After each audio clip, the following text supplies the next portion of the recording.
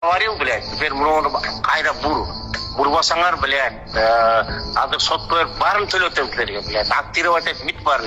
Искин ичинде жазып, Инстаграмга чыгартып, мынакей байке жазадым, блядь.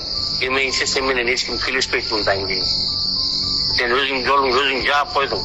Түшүндүңбү? Нариман байке айтып аткан иштер боюнча бул жерде косяк болуп атат, бул жерде косяк болуп атат, ошолордун баарын переделка кылсын деп чыгарган видеолору күндүн нары саат жак бетиндеги подземкадан чыккан жердеги кылган жерлерди биз бир эмес 3 жолудан ремонт кылдык. Ошол убакта күн суук болчу, кургай электе эле бобкатты айдашты, тиги машиналар кирип чыгып атты, ошонун айынан эле сынып атты.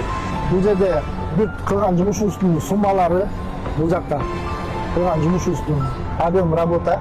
Мунун бүткөнүбүзгө, ушул жумушту бүткөнүбүзгө былтыр 22 апрелде бүткөнбүз. Бүгүнкү күнгө чейин акча ала элекпиз. Ошол нерсени бүттүгүн биз убагында кылып аткан кезде айтканда, Нариман байке, бул жактын эчтекеси бизге тиешелүү эмес. Кандай коюлуп турса ошондой кылып түз кылып деп азып кете бербейсиңерби? Силерге эмне деп минус 25-30 градуста койгонбуз могуну. Бүттүгү ушундай болуп сынып, эмненин себебинен көтөрүлгөн. Бул деген кыштын күнүндө койгондо клей тоңуп калган, жаз келип күн ысып клей жибийт, эрийт, ташты да жер козголгондо ташты да кыймылдатат. Ошол маалда клейден ажырап кеткен таш. Бундан болуп бишкек Монте-Карло болот деген. Монте-Карло боло турган жердин акчабыздын бул жерде суммалары, выпискалары, канча акча алды бүт такталып турат.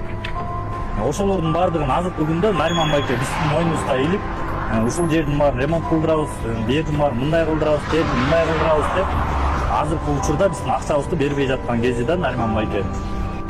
Бүгүнкү күнгө чейин эмгек акыбызды ала элекпиз. Президентибиз Садыр Нуркожоевич ушуну калыстык менен карап, чечип койгоңуздарды суранат элек. Ушул жерде 30-40 бала түн иштедик. Эптеп мэрия келет, бат коюп бериле дегенден кийин койгон нерселерибиз мындай койгонго болбойт, баштан алып коюш керек десем эчтеке болбойт, эптеп коюп койгула деген. Ошолордун баарын коюп койгонбуз. Мыяктын баардыгын УТМКга келип кеткенден кийин ушул жерде текичтердин баарын жазарабыз.